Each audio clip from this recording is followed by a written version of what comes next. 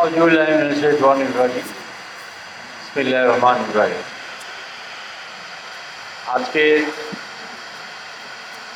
দারুল উলুম মঈনুল ইসলাম মাদ্রাসার পাগড়ি বিতরণ অনুষ্ঠানে এই মাদ্রাসার সম্মানিত সভাপতি উপস্থিত প্রধান বক্তা আইয়ুব আলী শেখ, মৌলানা আব্দুল আজাদ সাহেব, মনোয়ার হোসেন, ওনারা বক্তব্য কেউ রেখেছেন এবং প্রধান বক্তা ইতিমধ্যে আপনাদের সামনে বক্তব্য পেশ করবেন। আজকে এবং উপস্থিত বিশেষ অতিথিবৃন্দ, আজকে যে মহতী অনুষ্ঠান, এটা অত্যন্ত একটি দায়িত্বশীল অনুষ্ঠান, যে অনুষ্ঠানের মধ্য দিয়ে আমরা কোরআনে হাফেজ, কোরআনের পাখি তৈরি করলাম। এই পাখি সারা বিশ্বময়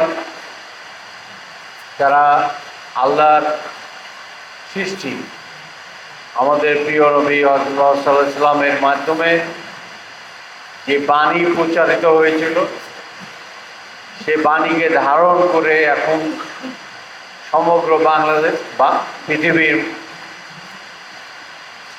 উম্মত এবং যারা বেধর্মী আছেন তাদেরকে আমাদের পথে আনার জন্য তারা পরিশ্রম করবে এবং পৃথিবীব্যাপী কিয়ামতের আগ পর্যন্ত সব কিছু ধ্বংস হয়ে গেলে কোরআন কিন্তু ধ্বংস হবে।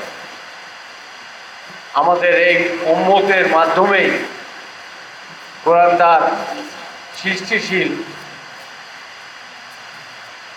পরিচালনায় আমাদের উম্মতদের সাথে কথা বলবে।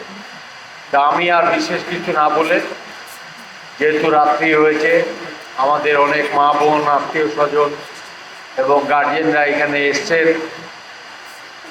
যারা আজকে কোরআনে হাফেজ হলেন।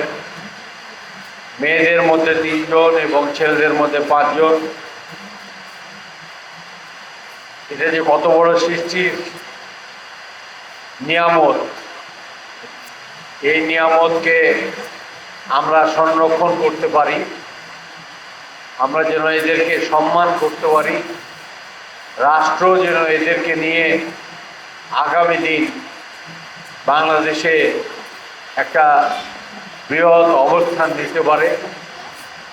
ইতিমধ্যেই আপনারা দেখেছেন যে বাংলাদেশের আগামী পে স্কেলে জাতীয় কর্মচারী হিসাবে, কর্মকর্তা হিসাবে আমাদের মসজিদের ইমাম সাহেব, খতিব সাহেব, মুয়াজ্জিম সাহেবদেরকে অন্তর্ভুক্ত করা হবে এবং আগামী বাংলাদেশে এই ছেলেমেয়েরা যারা কোরআন শিক্ষায় শিক্ষিত হলেন, তারা আগামীতে সাধারণ শিক্ষা শিক্ষিত হয়ে দাওরা এবং অন্যান্য যে ডিগ্রি রয়েছে সেগুলো নিয়ে আমরা যে মধ্যপ্রাচ্য আছে, এই মধ্যপ্রাচ্যে আগামী দিন বিভিন্ন জায়গায় আমাদের সন্তানরা ইতিমধ্যে কেউ কোরআন তেলাওয়াতে ফার্স্ট হচ্ছে, সেকেন্ড হচ্ছে, থার্ড হচ্ছে, বিভিন্ন জায়গায় সৌদি আরব, তুরস্ক থেকে আরম্ভ করে সেই জায়গাতে হচ্ছে। তা আমরা চাইব যে এদেরকে আরও ভালো করে আমরা যেন সুন্দর করে ফুলের মতো করে আমরা তাদেরকে পরিচর্যা করি। সেই পরিচর্যার মধ্য দিয়ে আমরা আগামীতে বাংলাদেশ থেকে এগুলো এই কোরআন এবং কারি আমরা বাংলাদেশ থেকে তাদেরকে এই রেমিটেন্সের জন্য বিভিন্ন জায়গায় তারা অবস্থান করবে। তো আমি সবাইকে তাদের সুস্বাস্থ্য থাকুক, তারা ভালো থাকুক, তাদের বাপ মা যে বাবা মা যে এই যে পরিবর্তন, একটা সমসাময়িক পরিবর্তনের মধ্যে বাংলাদেশের আজকে ইংলিশ, বাংলা বা অন্য বিষয় সম্পর্কে জ্ঞান না দিয়ে তারা ইসলামের অনুসারী হয়ে, একজন ইসলামের কোরআনের হাফেজ হয়ে আমরা যে কাজ করেছি সেই গার্জেনদের প্রতি আমি সহৃদয় এবং তাদেরকে ধন্যবাদ জানাই যে তারা মানসিকভাবে এই বাচ্চাদেরকে নিয়ে তারা আগামী দিন বড় চিন্তা ভাবনা করবেন, সেই চিন্তা অবকাশ যেন না হয় এবং কোনো ব্যত্যয় ঘটনা না হয়। সেজন্য আমাদের কোনো সহযোগিতা যদি লাগে আমরা অবশ্যই আপনাদেরকে সহযোগিতা করব। আমি আর বিশেষ কথা না বলে প্রধান বক্তা তার বক্তব্য রাখবেন।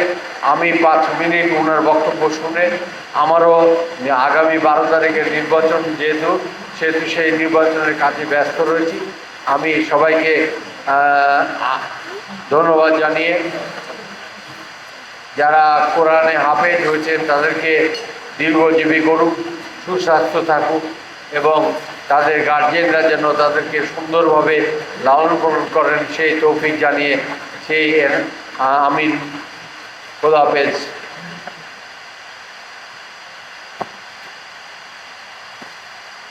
জি, আমাদের বিশেষ মেহমান রাজশাহী মহানগরীর শুরা সদস্য